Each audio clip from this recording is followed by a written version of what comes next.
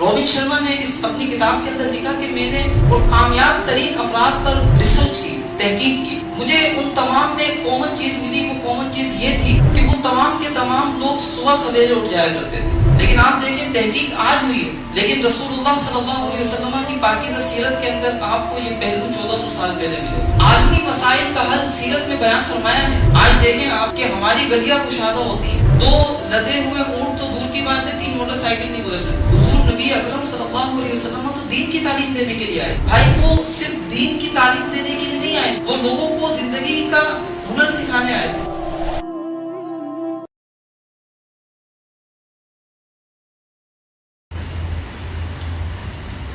بغیر تمہید و تفصیل کے میرا آپ سے ایک سوال ہے۔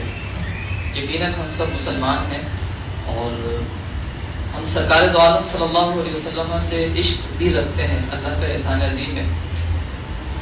میرا آپ سے یہ سوال ہے، کیا آپ نے اپنی پوری زندگی کے اندر صرف ایک مرتبہ حضور علیہ الصلوۃ والسلام کی مکمل سیرت پڑھی ہے؟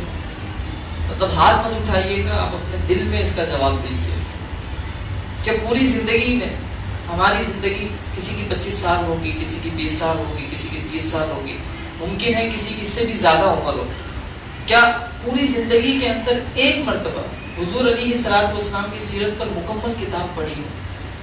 ہم نے جو ریسرچ کی چھوٹی سی اپنے اعتبار سے، اس میں یہ واضح ہوا کہ مسلمانوں میں سے صرف 3 سے 5% مسلمان حضور علیہ الصلوۃ والسلام کی مکمل سیرت پڑھ پاتے ہیں۔ 95% لوگ حضور علیہ الصلوۃ والسلام کی سیرت نہیں پڑھ پاتے، وہ کوشش ہی نہیں کرتے۔ اور لمحہ فکریہ تو یہ ہے کہ پڑھنا تو دور کی بات ہے، ان کو خیال ہی نہیں ہوتا کہ حضور علیہ الصلوۃ والسلام کی سیرت بھی پڑھنے کی کوئی چیز ہے، معاذ اللہ۔ حالانکہ یہ سیرت اتنی کمال ہے کہ آپ ابھی پریزنٹیشن میں دیکھیں گے کہ اس سیرت کے اندر ہر چیز کا حل ہے۔ عالمی مسائل کا حل نبی اکرم صلی اللہ علیہ وسلم کی پاکیزہ سیرت میں موجود ہے۔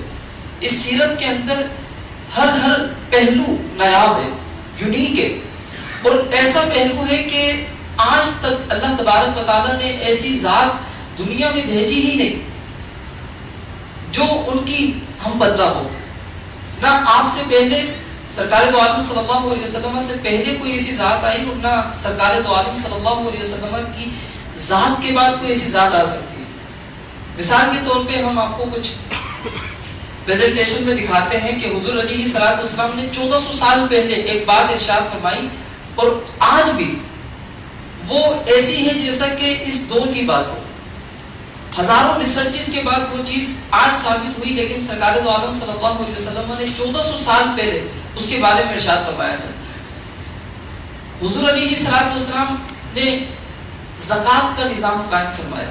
ہم ہر سال سنتے ہیں کہ زکوٰۃ دینی چاہیے، زکوٰۃ دینا اچھی بات ہے، آپ میں سے کئی دوست بھی زکوٰۃ نکالتے ہوں گے، لیکن اس کا جو فلسفہ ہے، فلسفہ زکوٰۃ ہے، جس کو اللہ تعالیٰ نے قرآن کریم میں بھی ارشاد فرمایا، جس کے مسائل بیان کیے، انما الصدقات للفقراء والمساکین والعاملین علیہا والمؤلفۃ، 8 مصارف، 8 کیٹیگریز بیان کی۔ اس میں کامن جو کنڈیشن ہے، شرط ہے، وہ یہ ہے کہ وہ شریف فقیر ہو۔ آج اس وقت دنیا کا سب سے گمبھیر مسئلہ، خطرناک مسئلہ غربت بنا ہوا ہے۔ ورلڈ پاورٹی انڈیکس کے مطابق اس وقت دنیا میں لگ بھگ 59 کروڑ یعنی 590 ملین لوگ خط غربت سے نیچے زندگی گزارنے پر مجبور ہیں۔ ان لوگوں میں سب سے زیادہ آبادی اسلامی ملک نائجیریا میں موجود ہے، یعنی غربت ہے بھی تو وہ بھی اسلامی ملک کے اندر۔ حالانکہ سرکار دو عالم صلی اللہ علیہ وسلم نے اس کا حل 1400 سال پہلے ارشاد فرما دیا۔ آج اس کی وجہ سے سوسائڈ ہوتی ہیں، خودکشیاں اتنی زیادہ ہیں۔ اگر خودکشی کا آپ ریشو نکالیں، کبھی اس کی ریسرچ پڑھیں، تو بنیادی ایشو خودکشی کا اگر آپ کو ملے گا تو ان میں سے غربت ہے۔ آپ نے سنا ہوگا کہ کسان سالانہ ہزاروں کی تعداد میں، اور دنیا کے اندر لاکھوں کی تعداد میں کسان خودکشی کرتے ہیں، فارمرز۔ اس کی بیسک وجہ غربت ہوتی ہے۔ حالانکہ سرکار دو عالم صلی اللہ علیہ وسلم نے زکوٰۃ کا نظام قائم فرمایا۔ آپ علیہ الصلوۃ والسلام نے یہ ارشاد فرمایا کہ غریب رشتہ داروں کے ساتھ حسن سلوک کرو، یتیموں کے ساتھ، بیواؤں کے ساتھ اور دیگر کے ساتھ حسن سلوک کرو۔ اگر ہم مسلمان زکوٰۃ کے نظام پر یقین کریں، 2 سال تک صحیح طرح عمل کر لیں، جہاں ہماری زکوٰۃ لگتی ہے، اس کے بجائے مسلمان صرف اور صرف قرآن کے مطابق جو شرعی فقیر ہیں ان پر زکوٰۃ دے دیں، انہیں کاروبار کروا دیں، کیونکہ بلینز آف ڈالرز دنیا کے اندر زکوٰۃ پر لوگ نکالتے ہیں، چیریٹی کے اندر اربوں ڈالرز نکالے جا رہے ہیں۔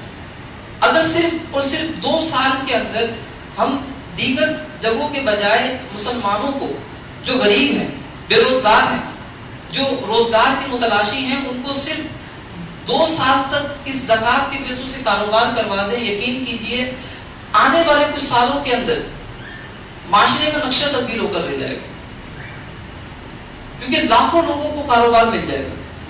جو لوگ آج زکوٰۃ لینے والے ہیں، ممکن ہے کہ کچھ سالوں بعد، ممکن کہ یقینی طور پر کچھ سالوں بعد وہ زکوٰۃ دینے والے بن جائیں گے۔ ممکن ہے آپ کو یہ بات ایسی لگے کہ خیالی پلاؤ، حالانکہ یہ خیالی پلاؤ نہیں ہے، سرکار دو عالم صلی اللہ علیہ وسلم کی پاکیزہ سیرت پر عمل کر کے مسلمانوں نے دکھایا ہے۔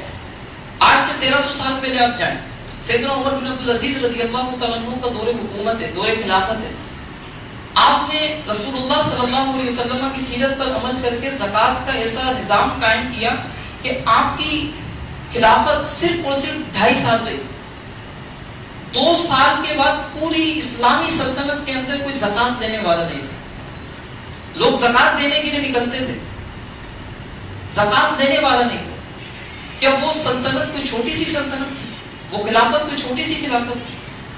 علماء نے لکھا، مورخین نے لکھا، ہسٹورینز نے لکھا کہ وہ ریاست آدھی دنیا پر موجود تھی، کیونکہ آدھی دنیا پر تو مسلمانوں کی حکومت اسی وقت قائم ہو چکی تھی جب سیدنا امیر المؤمنین عمر فاروق اعظم رضی اللہ تعالیٰ عنہ تشریف فرما تھے۔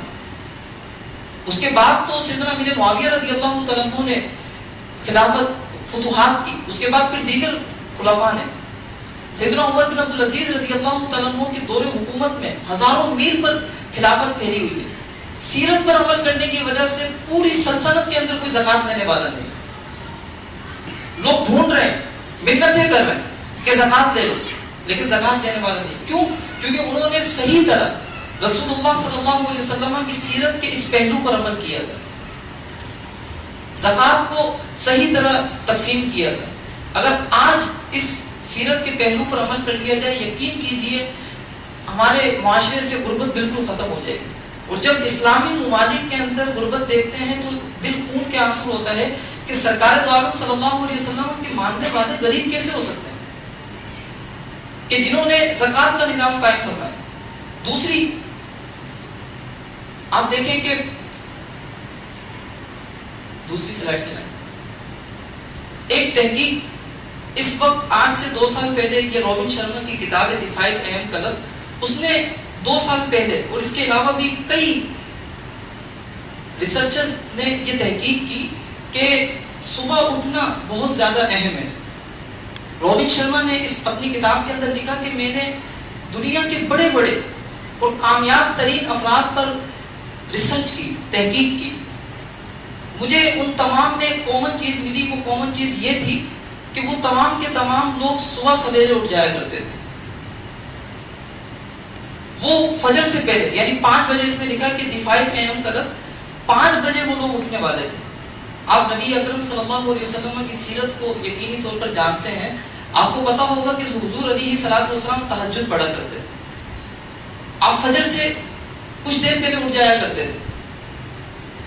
یہ آپ علیہ الصلوۃ والسلام کی زندگی کا مستقل معمول ہے، اور اسی پر صحابہ کرام علیہم رضوان نے عمل کیا اور ہمارے اولیاء کرام نے اس پر عمل کیا، اور تحقیق سے اس نے ثابت کیا کہ آج بھی اس دور کے اندر جب ہم یہ سمجھتے ہیں کہ صبح 5 بجے کون اٹھے گا، 4 بجے کون اٹھے گا، کچھ لوگ تو اس حد تک پہنچ گئے کہ وہ 4 بجے اٹھنے والوں کو پاگل کہتے ہیں کہ وہ اس دنیا کے اندر رہنے والے افراد ہی نہیں۔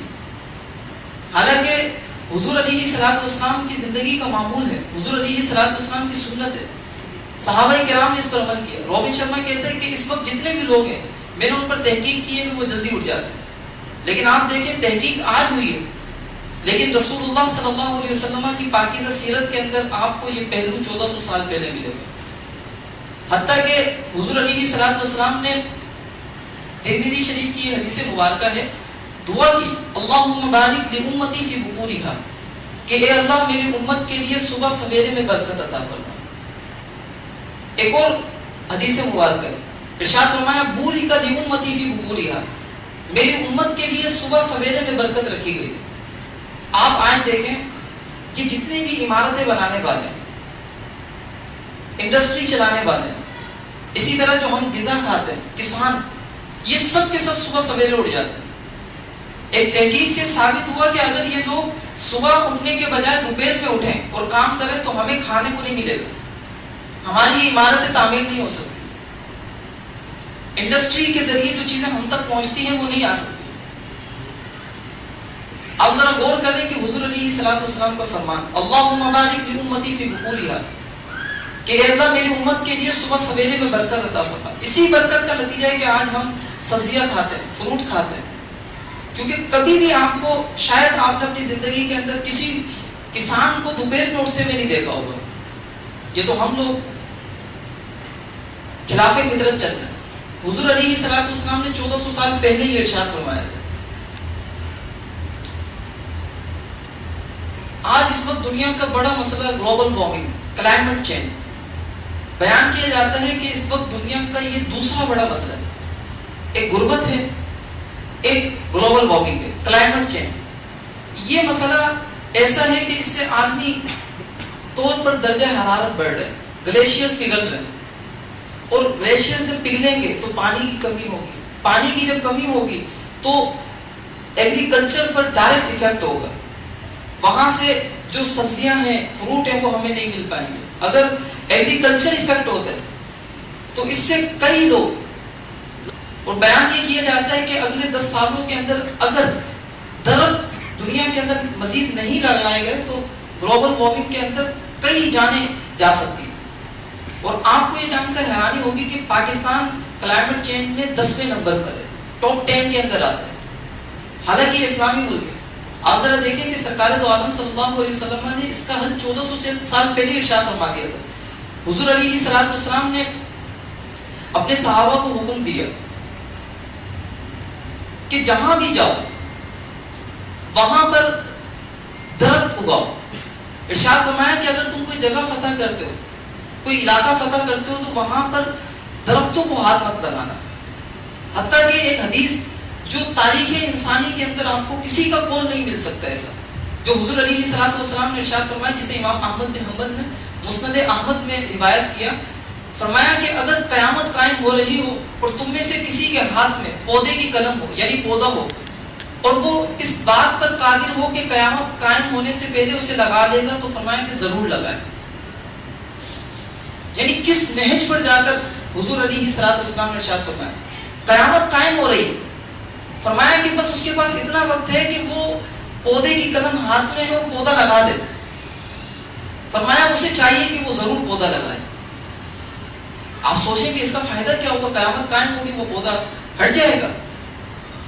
کچھ چیزیں اہمیت دلانے کے لیے بیان کی جاتی ہیں. یہ اہمیت یعنی کس نہج پر جا کر ارشاد فرمایا کہ قیامت قائم ہوتے وقت تمہیں پودا لگانے کی ضرورت ہے. تو جب قیامت قائم نہ ہو رہی ہو، گلوبل وارمنگ کا ایشو ہو، کلائمیٹ چینج کا مسئلہ ہو، تو اس وقت تو زیادہ لگانے کی ضرورت ہے. حتیٰ کہ سرکار دو عالم صلی اللہ علیہ وسلم کی زندگی کے اندر آپ کو یہ چیز لازمی ملے گی، جیسا کہ آگے آنے والی سلائڈز میں ملے گا کہ حضور علیہ الصلوۃ والسلام نے مسجد نبوی کے قریب ایک باغ تعمیر کیا. ایک اور اگلی سلائڈ.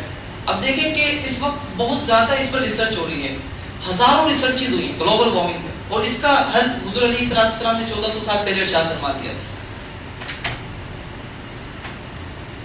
آگے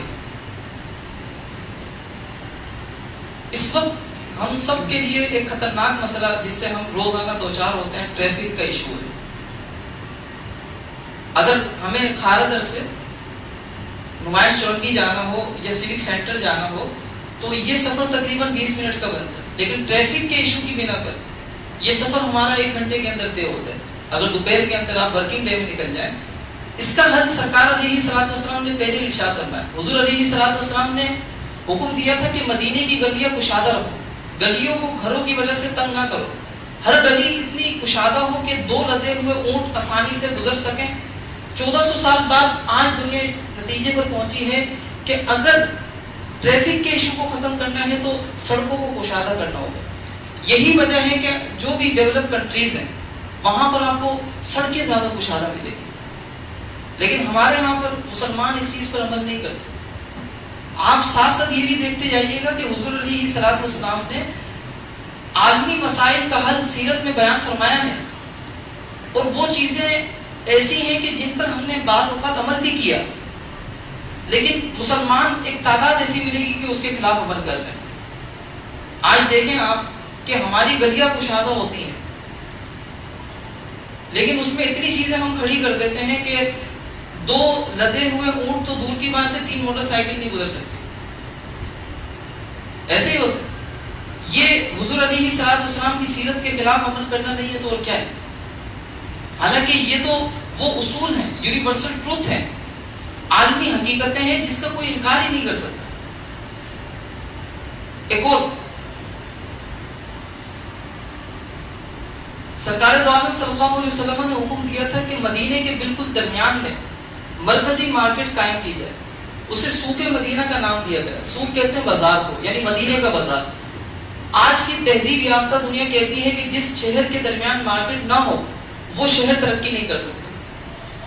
آپ ذرا غور کریں کہ 1400 سال پہلے کیا کوئی سوچ سکتا تھا معیشت کے حوالے سے، اکانومی کے حوالے سے؟ آج جتنی بھی ڈیولپ کنٹریز ہیں ان تمام میں آپ کو یہ کامن چیز ملے گی، ان کے شہر کے بیچ میں مارکیٹ ملے گی. حضور علیہ الصلوۃ والسلام نے یہ حکم 1400 سال پہلے ارشاد فرما دیا تھا. ایک اور، حضور علیہ السلام نے فرمایا تھا کہ یہ تمہاری مارکیٹ ہے، یعنی مارکیٹ کے حوالے سے فرمایا یہ تمہاری مارکیٹ ہے، اس میں ٹیکس نہ لگاؤ. آج دنیا اس نتیجے پر پہنچی ہے کہ اگر ترقی کرنی ہے تو مارکیٹ کو ٹیکس فری کرنا ہوگا. جتنے بھی ڈیولپ کنٹریز ہیں ان کے یہاں پر جو مارکیٹ ہے وہ ٹیکس فری ہے. آج پاکستان کا بڑا ایشو ٹیکس کا ہے. اگر کوئی کام کرنے جاتا ہے تو اس پر اتنا ٹیکس لگاتے ہیں کہ وہ بندہ کام کرنا دور کی بات ہے، ٹیکس میں پھنس کے رہ جاتا ہے. حالانکہ حضور علیہ الصلوۃ والسلام نے یہ ارشاد فرمایا کہ مارکیٹ کو ٹیکس فری ہونا چاہیے. آپ سوچیں گے کہ حضور نبی اکرم صلی اللہ علیہ وسلم تو دین کی تعلیم دینے کے لیے آئے تھے. بعض لوگوں نے معاذ اللہ حضور نبی اکرم صلی اللہ علیہ وسلم کی پاکیزہ سیرت کو صرف محدود کر کے رکھ دیا. بھائی وہ صرف دین کی تعلیم دینے کے لیے نہیں آئے تھے، وہ لوگوں کو زندگی کا ہنر سکھانے آئے تھے. ہم یہ کہتے ہیں کہ اسلام ہمیں ہر شعبے کے اندر رہنمائی کرتا ہے. اس کی دلیل یہ ہے، اگر کسی کو اعتراض ہو، اگر کوئی آپ کے سامنے یہ کہے کہ اسلام ہر پہلو کے اندر رہنمائی نہیں کرتا، تو آپ یہ چیز اسے دکھا سکتے ہیں کہ کوئی سوچ سکتا تھا کہ مارکیٹ کے حوالے سے حضور علیہ الصلوۃ والسلام یہ حکم ارشاد فرمائیں گے. آج دنیا اس تحقیق پر پہنچی ہے کہ مارکیٹ فری ہونا چاہیے، اور پاکستان کو آج جا کر سمجھ آیا، پاکستان کے جو ارباب اختیار ہیں ان کو آج سمجھ آیا، وہ یہ اس پر عمل کرنے جا رہے ہیں کہ مارکیٹ کو ٹیکس فری ہونا چاہیے. لیکن اس میں ظاہر ہے کہ وقت لگے گا. ایک بہت پیارا واقعہ ہے جسے زندہ روح ڈاکٹر جاوید اقبال، یہ علامہ اقبال کے شہزادے ہیں، انہوں نے علامہ اقبال کی سیرت پر ایک کتاب لکھی. اس میں انہوں نے لکھا کہ اٹلی کے ڈکٹیٹر میسولینی نے علامہ اقبال سے ملاقات کرنے کی خواہش کا اظہار کیا. وہ شدت سے چاہتا تھا کہ علامہ اقبال سے ملاقات ہو، تو علامہ اقبال اس سے ملنے کے لیے گئے. میسولینی نے کہا کہ آپ مجھے کچھ نصیحت کیجیے، میں اٹلی کا بادشاہ ہوں، حکمران ہوں، سب چیزیں میرے انڈر میں ہیں، آپ مجھے کوئی اچھی نصیحت کیجیے. تو علامہ اقبال نے فرمایا کہ ہر شہر کی آبادی مقرر کر کے اسے ایک خاص حد سے آگے بڑھنے نہ دو، اس سے زیادہ آبادی کے لیے نئی بستیاں بنائی جائے. یعنی فرمایا کہ جتنی بھی بستیاں ہیں، جتنے بھی شہر ہیں، ان کی ایک لمٹ بنا لیں. وہ شہر، وہ سٹی جیسے ہی لمٹ کراس کرے تو اسے آگے نہ بڑھنے دیا جائے. اگر پاپولیشن زیادہ بڑھ رہی ہے، آبادی زیادہ بڑھ رہی ہے، تو فرمایا کہ ان کے لیے ایک الگ شہر تعمیر کیا جائے. میسولینی نے کہا کہ یہ تو بڑا کمال فرمان ہے. اس نے کہا کہ یہ آپ کو کیسے پتا چلا؟